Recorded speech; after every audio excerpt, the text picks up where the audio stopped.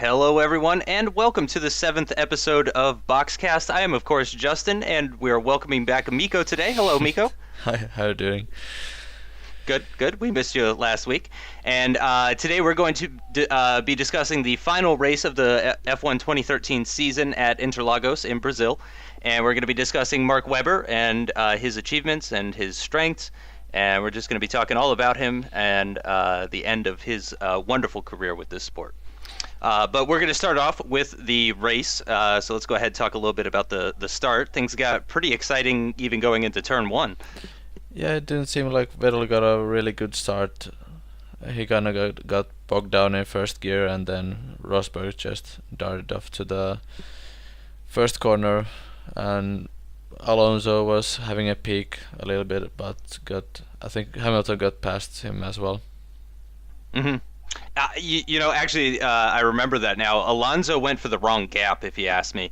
I think he thought that there wasn't going to be a gap between Rosberg and Vettel, so he actually moved to the right to go along the outside of Vettel, I believe. And that ended up not working for him when, in fact, there was a gap between Rosberg and Vettel that he probably could have gone for. But I think he thought that was going to get covered off pretty quickly. So he went for the right. There's no way he could have known exactly what was going to happen. But I think he maybe could have gotten into the lead of the race if he had gone for that middle gap. Yeah, I don't know if there was enough space because Hamilton was there and Rosberg was there. So I don't know if he would have gotten the lead, but maybe squeezed Hamilton a little bit to get to third place, maybe. Yeah. So it was pretty interesting start, interesting first lap actually, as Grosjean's engine exploded in glorious V8 fashion, just putting up hundreds of feet of smoke into the air, blocking all the drivers as he was coming out of not technically the last corner, but the last real corner on the track at the start of Sector 3. His engine just blew up pretty amazing. And it's a shame that it happened to Grosjean, but to be honest, I think it was a real treat getting to see a Formula 1 V8 engine explode in the last race. You have to remember, of course, these engines have to last like 4 or 5 races depending on how they're putting the load on them. So at the last race there is usually something going on with the engines, and I think last year it was Kimi's engine that blew up in practice or something. Oh, was it? I actually don't remember that, but yeah, it wouldn't surprise me because just like you said, this is probably the race where everything is being strained the most after being put through so much. And actually, talking about the start, Heikki Kovalainen did tweet earlier after the race to explain his bad start and to kind of apologize for that. He did not have a good start at all. I don't remember specifically seeing a replay of it, but I do know that he was quite a ways down the field after the first lap. Yeah, I think he dropped down like maybe 4 positions or something just in the start. And I read some interview or looked up some interview after the race, and he just explained that he didn't get the sequence right, that it wasn't the car's fault, it was just he didn't get the sequence right in the start. Yeah, which is unfortunate too because his racecraft was really good today. He was really on the ball as far as the race was actually concerned. I think he had a few unlucky moments and that sort of thing. Really unfortunate that he couldn't get some points. I was really pulling for him. I was hoping maybe he could sneak a 8th, 9th, or 10th at the end of the race. I didn't think he was going to be the one that helped Lotus take 2nd or 3rd in the Constructors, certainly. I expected Grosjean to be the one to do that, but I was really hoping that Heikki could break his non-scoring streak that he had going in F1 when he left, because he had such a competitive car and he has so much skill.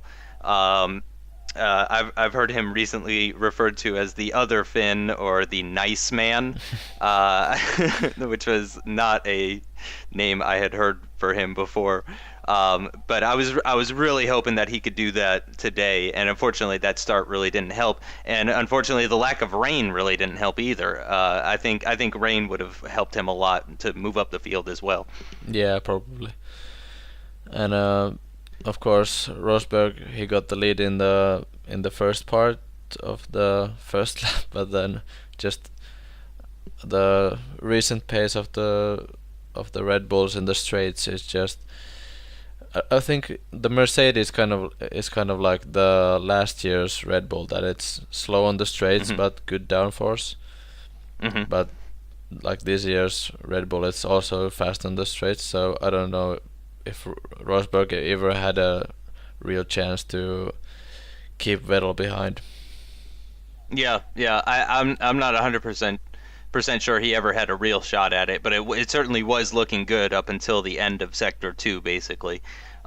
It is really amazing how the Red Bull has so much downforce and yet is able to pull off a pass like that on the straight without DRS. I think it just goes to show the efficiency of their downforce. They have lots of downforce with minimal drag. And I think that's really the strength of the Red Bull, and I think that may have even been a focus of Newey for this year's car. Yeah. It's like, okay, we got the middle sector down, we got all the tight twisty stuff down. The one thing that we're missing, the key ingredient, is the straight line speed.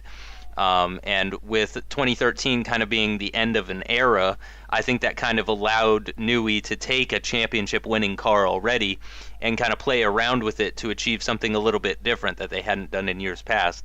And sadly for the rest of the field, it worked like a charm, clearly. Yeah, and they've been running really skinny wings all year. Maybe not in the first part of the year, but certainly in the latter stages, their rear wings are much skinnier. I'd say since Spa. Yeah, probably. Right? Yeah. Yeah.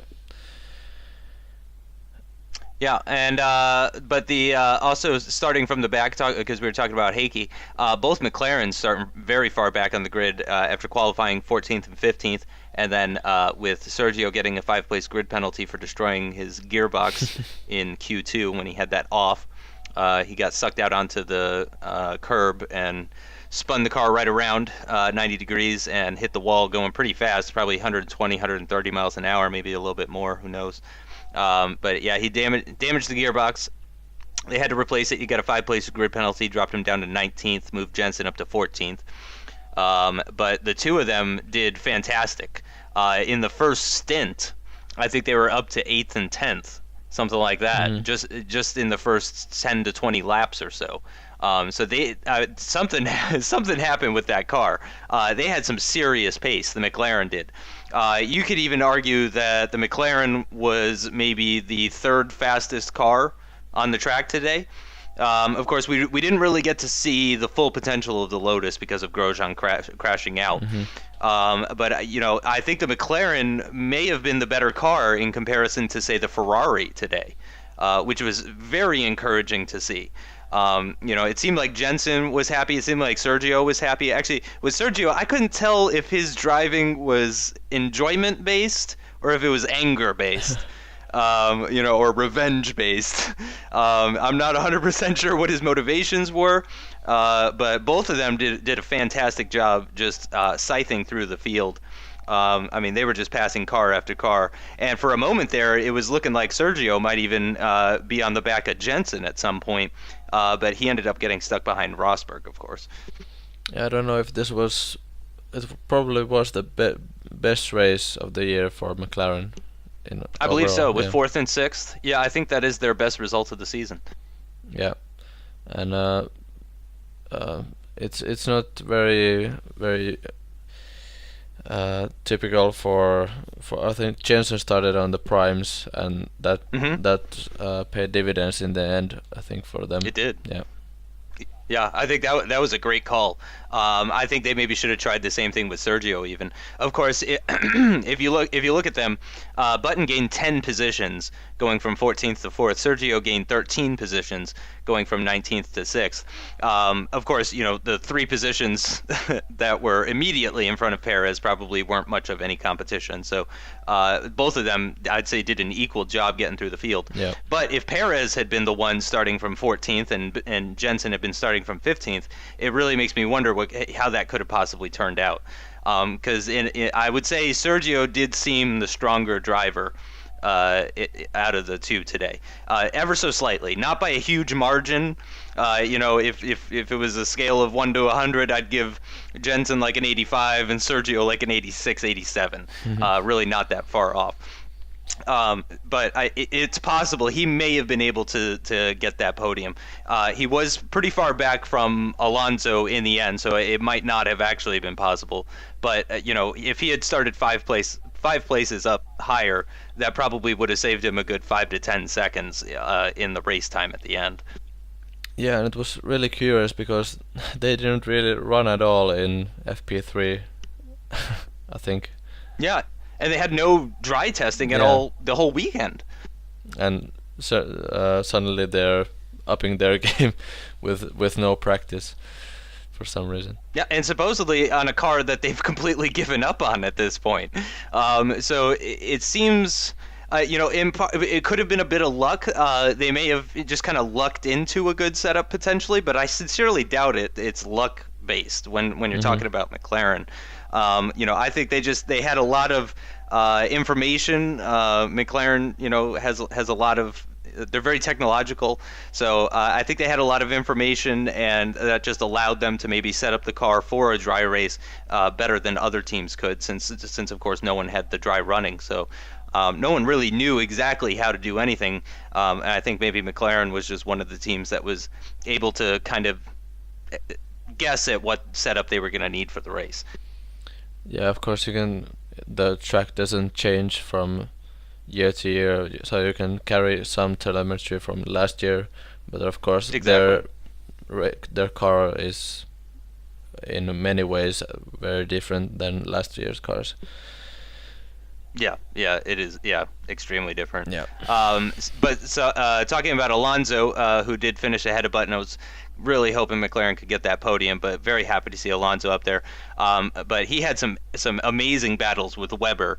That was one of the highlights of the race for me, was seeing Webber and Alonso battle it out for the last time in an F1 car.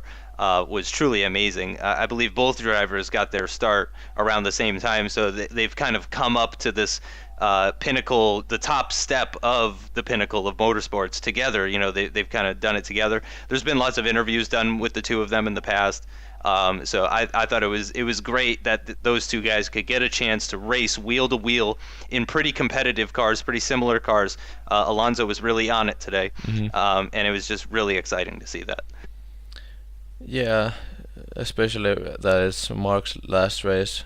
I think it was great to see, and especially since they're pretty good friends, I think, in the private life. Yeah, absolutely. And talking a little bit more about Red Bull, they had some pit stop issues. Actually, I guess before we talk about that, we should talk about what caused the Red Bulls to pit, which was the incident between Bottas and Hamilton. Going down towards turn 4, I believe that one is. Turn 4. And Bottas was on the outside. Hamilton, did he say he legitimately did not know that Bottas was there? Or because I don't think I saw the Hamilton interview after the race. Yeah, I was trying to look some information about that. So I think the Mercedes team, they didn't tell Hamilton that Bottas was so quick behind him, so he didn't really pay attention to him because he was, of course, one lap down already. But he was his pace was pretty good on the options, and he was trying to unlap himself. So I don't know if it was just Hamilton not checking his mirrors or whatever. So. Actually, I saw somewhere on Twitter, I believe, that Bottas revealed that he didn't know he was a lap down, actually. Yeah. I think he thought that he was battling that car. Yeah. Sky Sports tweeted it about an hour ago now, and Bottas said, "I didn't know that I was one lap behind him. I thought we were racing." Yeah. And says more Lewis on Hamilton. Oh, okay, yeah. Lewis on Bottas clash. So Lewis said, I guess it's a racing incident, really.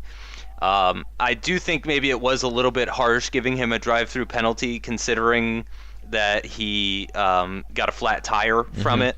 So essentially he got probably about 35 seconds worth of lost time as a result of the incident. That seems a bit harsh for something that really, I mean, it may have been Lewis's fault, but he was already punished with the flat tire. I mean, do you think that was bad? I mean, you certainly are finished, so I can understand you being upset with Lewis, but do you think that deserved a penalty after he got the flat? Uh, yeah, it's kind of difficult subject, Yeah. and yeah, I think the stewards are trying to kind of keep a certain consistency with the rulings. So I think even they when if you look at the rule book, you can't make a judgment based on if someone if someone causes a collision and then they suffer themselves, then it doesn't remove the blame Right. itself. And in their defense, Lewis's actions ended Valtteri's race. Yeah. It's not like he's, knocked him off the track and he lost a few seconds. Him hitting Bottas just knocked him out of the race entirely. That became a DNF. So I can understand it. I'm kind of playing devil's advocate there. But it does kind of seem like a double penalty. But with the DNF, that's a hard one. That's a tough one.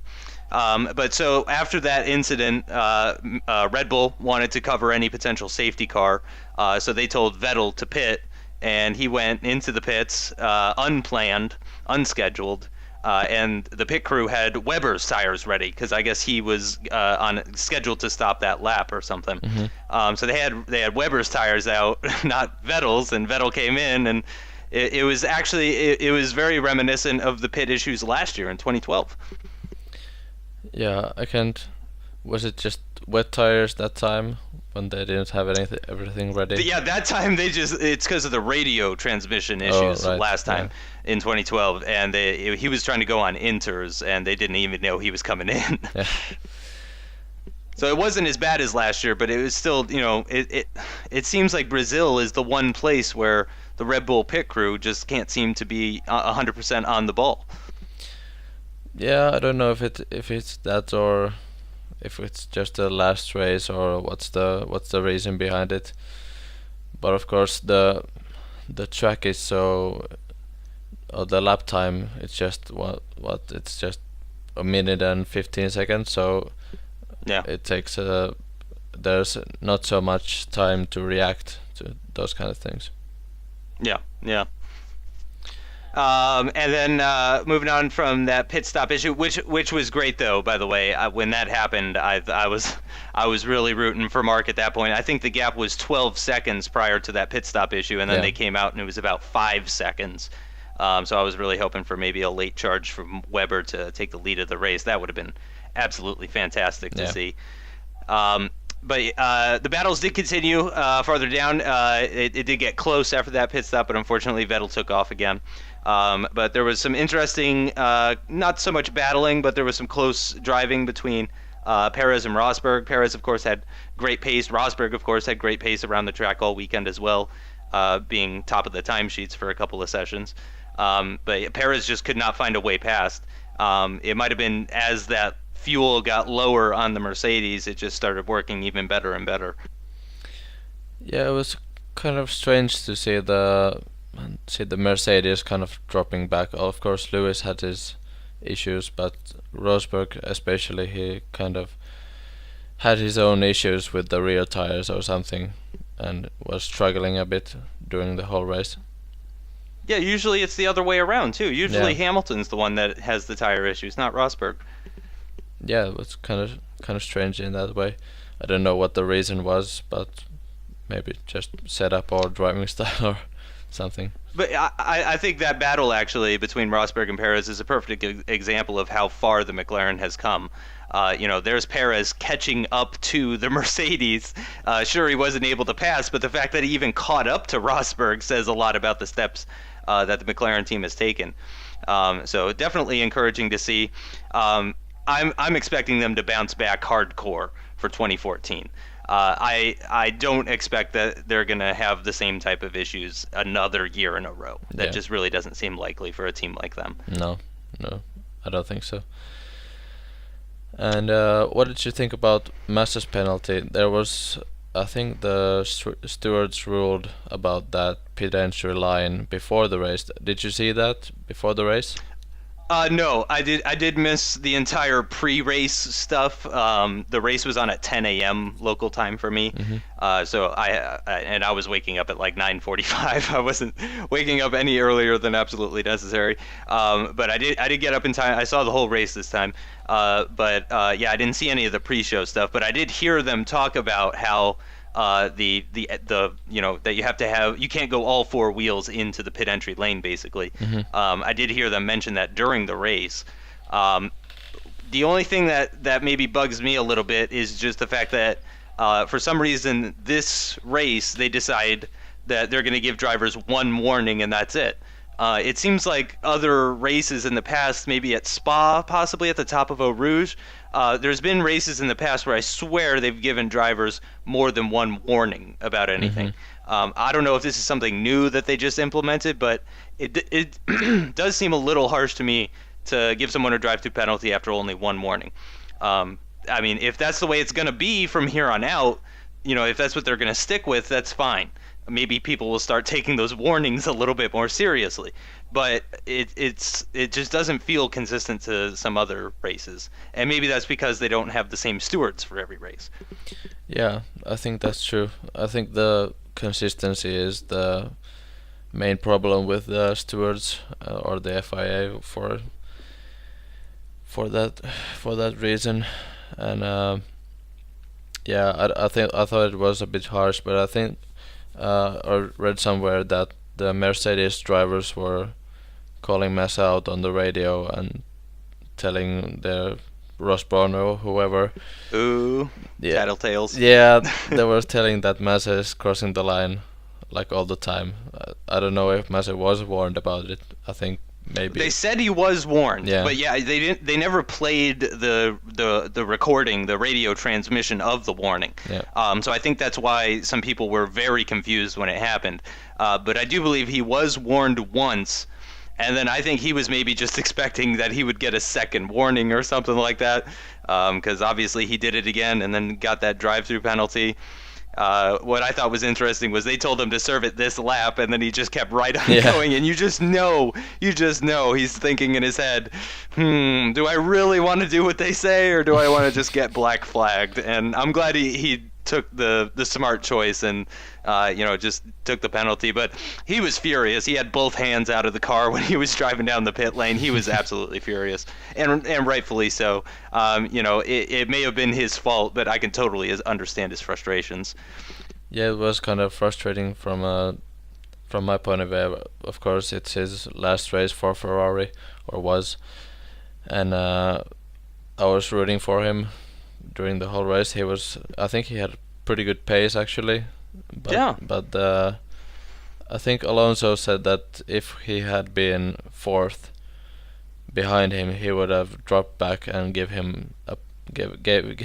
or he would have given him a podium or a step on the podium just because it's his last race on Ferrari. Yeah, really generous of Alonso, and it's really unfortunate that couldn't happen. Mhm. Of course, his championship is sealed up. He can't move up or down in the championship.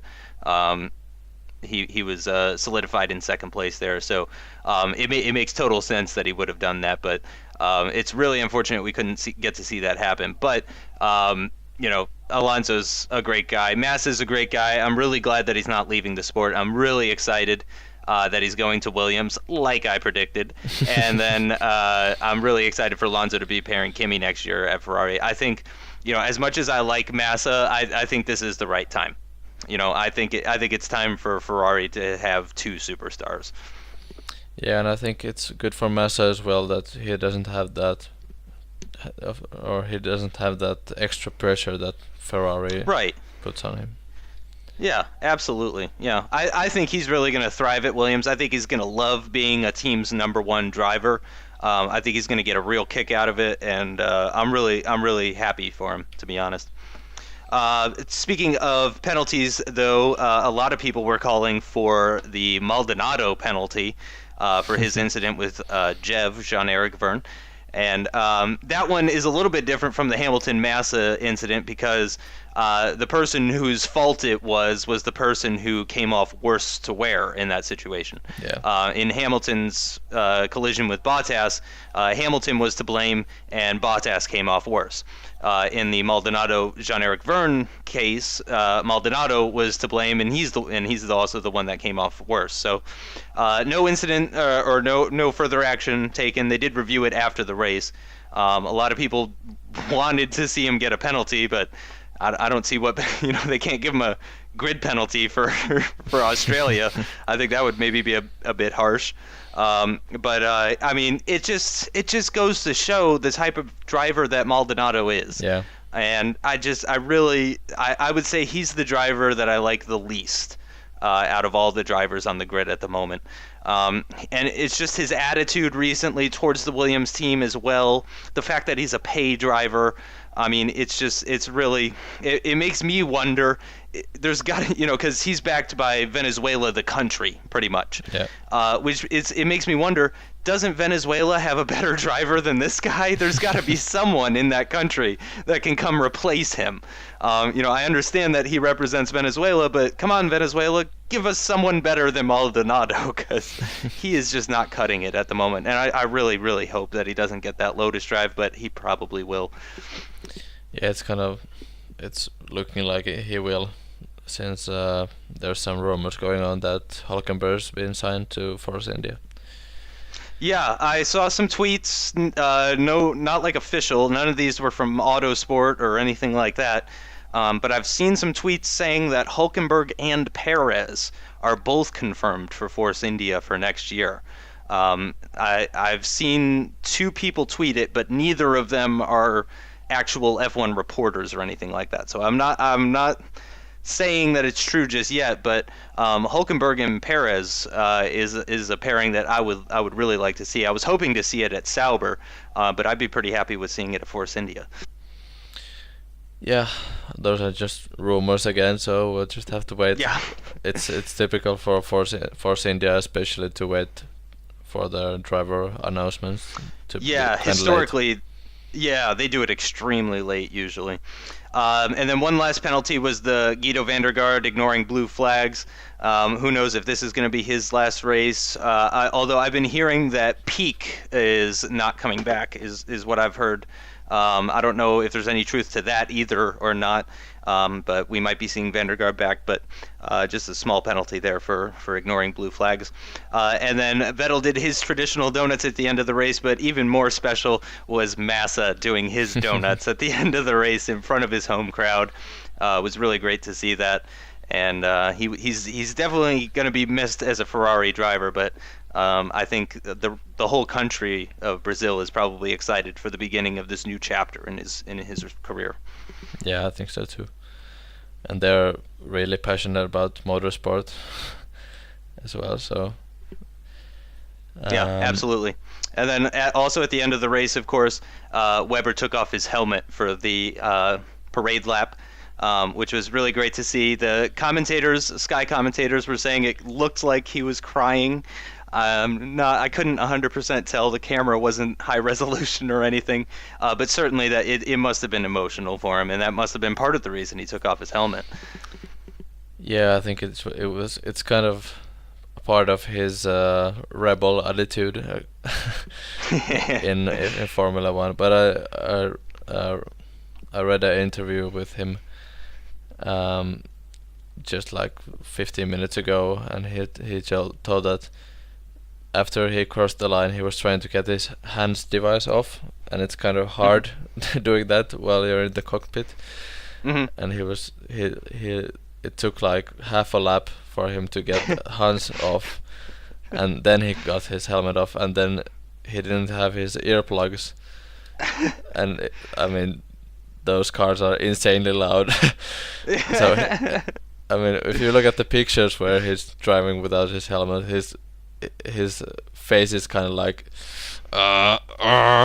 wincing in pain. Yeah, a little bit, yeah, but I bet it's just I mean, he's the coolest guy. I mean, that's one of the best things I've ever seen in Formula One.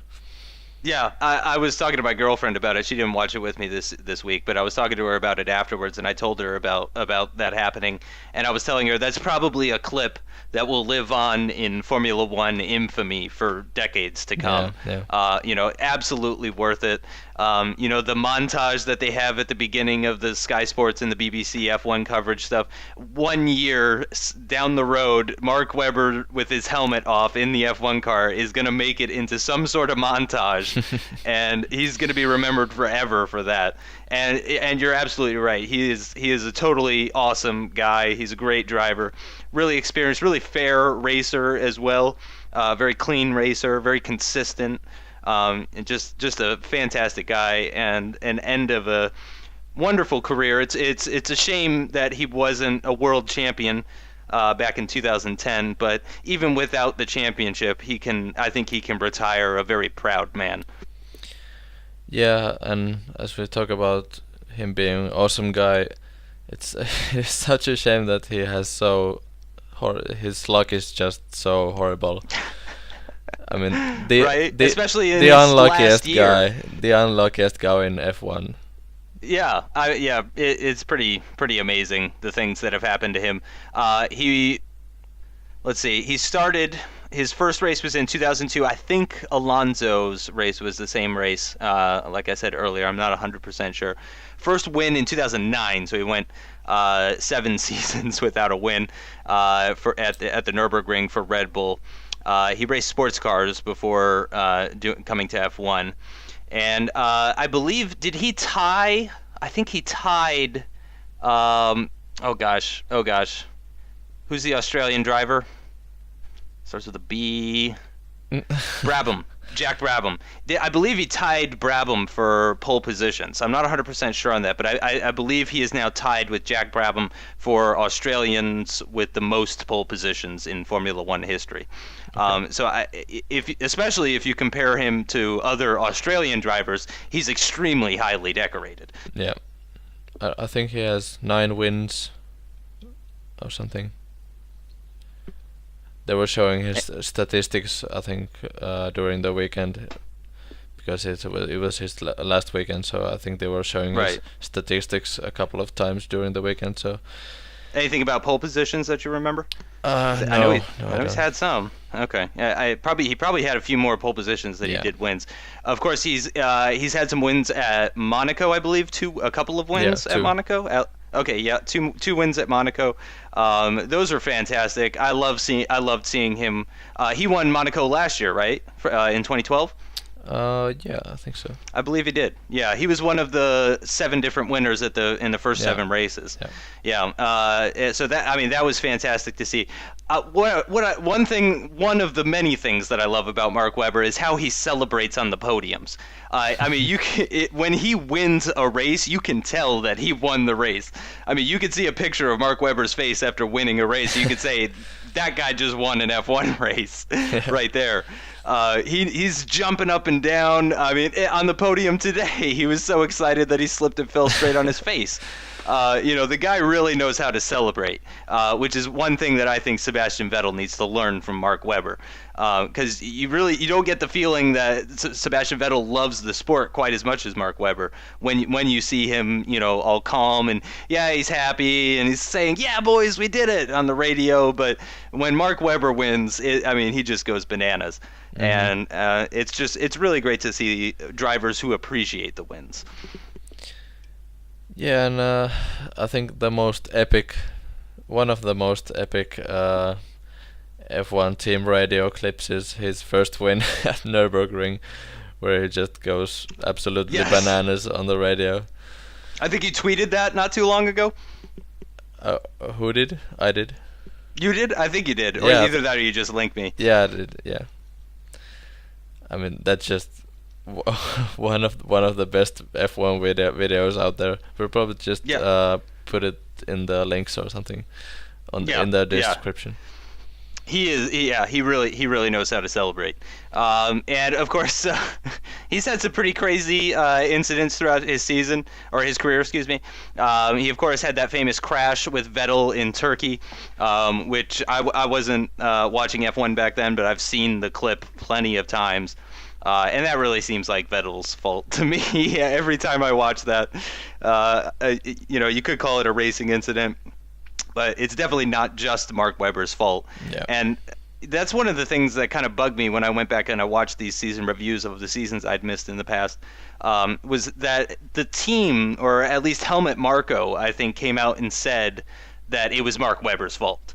And it was clearly either Vettel's fault or both of their faults. It definitely was not just Mark's fault. Yeah. And that's kind of disgusting to me, to see the head of a team just come out and say what most people believe to, say something that most people would believe to be completely inaccurate.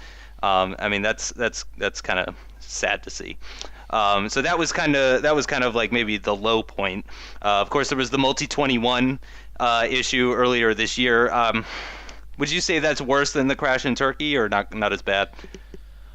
I'd say the crash in Turkey it maybe kind of set the stage for all the other stuff.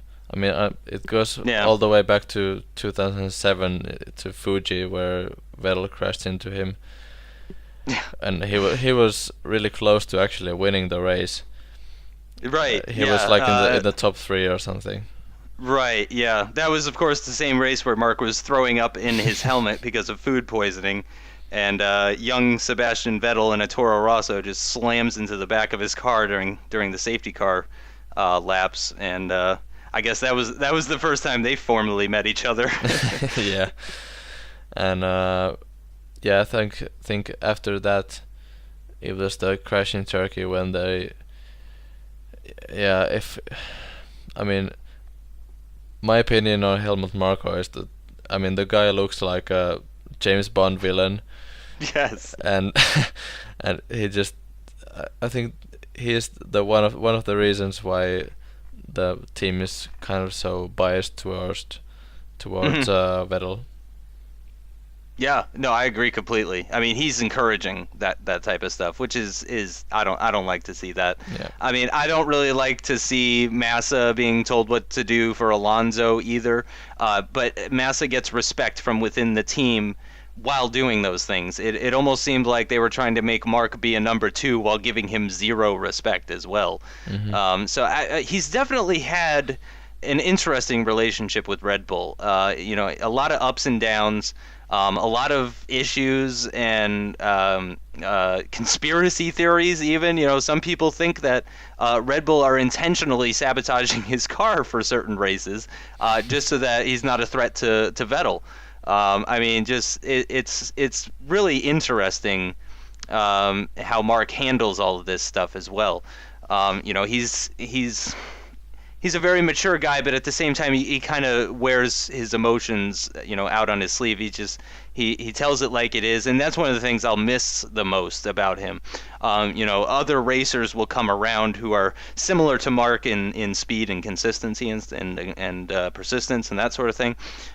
Those qualities aren't quite as unique as just his character and the way he does interviews and how honest he is. It's so refreshing, especially in modern day F1 where media censorship is so big for a lot of teams, especially teams as big as Red Bull.